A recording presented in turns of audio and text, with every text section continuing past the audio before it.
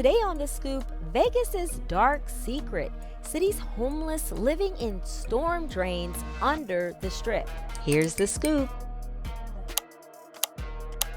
Today's article comes from News Nation and it says about 1,500 homeless people have been living in the tunnels.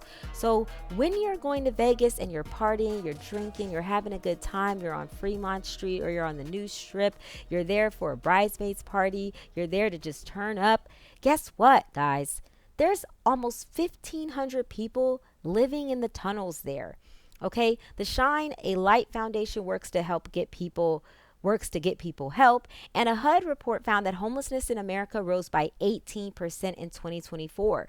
So here we've got a screenshot of one of the tunnels that runs 600 miles, guys. It's like a whole city of homelessness living in these tunnels. Okay, insane. So the article says when visiting Las Vegas, you're instantly confronted with the glitz and glamour of the entertainment capital. But underneath it all lies a well-kept secret. Miles of tunnels under Las Vegas meant for storm drainage are now housing around 1,500 homeless men, women, and children. News Nation got an exclusive look at the tunnels. Homeless advocacy groups are working to get people living in the tunnels out of them to get them treatment for substance and alcohol abuse, as well as to find them stable housing. So according to the Department of Housing and Urban Development, overall homelessness in America rose by 18% in 2024, with more than 770,000 people experiencing homelessness on a single night in January. Terrible, guys. Really, it's just getting worse and worse and worse. And regardless of what administration is in office, clearly no one's doing anything about the homelessness. Okay. News Nation spoke with Dave, a man currently living in the tunnels. He said he specializes in drawing anime art and has tried selling his art on the Vegas Strip, but said he was pushed off by police who recognized that he didn't have a license to sell. So that is the capitalism, red tape that occurs when big business and corporations basically run our society. I know some of you guys don't want to hear this, but understand we have a free economy, but you always have to get these licenses for every single thing, even when it's really not that big of a deal, right? Like if somebody's selling anime art, like drawings or things like that, like, do you really need a license for that? Now, food, that's understandable, right? Like, because you can make somebody sick, they could potentially die because of something that you ate, you didn't cook it right, your hands were not clean, etc. But certain things, we don't need so much red tape for certain things like selling anime art, right? But again, that's the society that we live in when corporations have basically taken over everything and everyone needs licenses and certifications and certain things to do even the smallest things. And that actually hinders people from making money and from living their best life in this quote unquote capitalist society. But I'll continue. Another woman, Beverly, lives in a tent down in the tunnels with her cats. She told News Nation she has many fears living in the tunnels, like not knowing what dangers are around the corner and someone with bad intentions trying to take advantage of her. Now, guys, I'll never understand how a homeless person is homeless, but yet they have pets.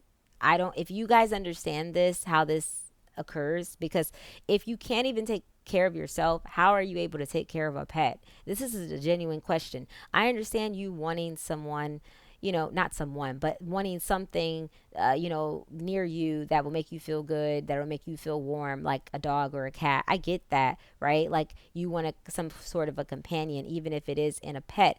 But if you're homeless and you can't take care of yourself properly, how can you properly take care of a pet, right? It's crazy. The Shine a Light Foundation, a Vegas-based nonprofit, comes down to the tunnels daily to try and make contact with the people who live in the tunnels and check on their well-being. Organizers with the foundation also tell them there is a better path forward and they can help with whatever they need. The organizers said they recognize that it's not on them to pull people out of the tunnels, but that it has to be on the people who live down there to make that conscious decision for themselves. Yeah, there's many videos of the homeless, especially in Los Angeles and Skid Row, and many of these people, they've been put into housing and then they end up leaving the housing because they get so used to living on the street. And I think that's the hardest thing. I think you need to get people off the street within like 6 months, because I think if they stay past 6 months to a year, it's likely that they'll stay on the street because it's something about being on the street for a certain amount of time. Then they get used to it and they feel like that they honestly don't deserve a bed. They don't deserve a place to live, with a door that can lock. It's sad, but it's the truth. Quote, I understand, and as an organization, we understand that no one is coming out until they're ready. Rob Bonghart, Shine a Light's vice president of community integration, said, we're not going to force them out, but if I build that bond, when the moment comes, they know we're here and they're going to come get help.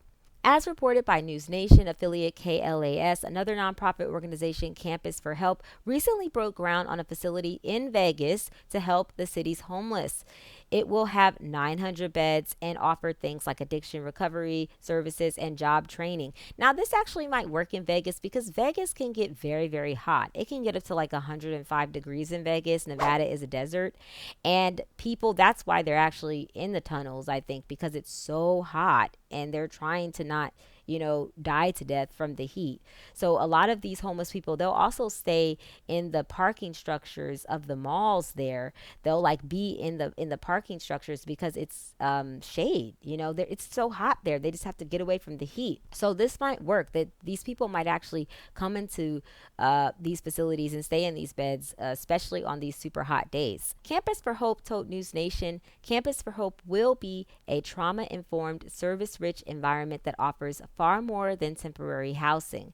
It will provide real pathways to stability through offering housing, health care, job training, child care, case management, and wraparound services, all designed to help people rebuild and reclaim their independence. So, again, we got pictures here of the tunnels, and this is what they look like, guys. This is what they look like. So, this is what they look like inside. Very, very dark. Obviously, no light. They can probably bring a generator down there and generate some light, but if so, but if not, and they don't have any light. And see, we got pictures here. Interesting. Wow. So people have really, they bring everything. Look, there's something for somebody's cat, and they've got chairs, they've got furniture, a bed.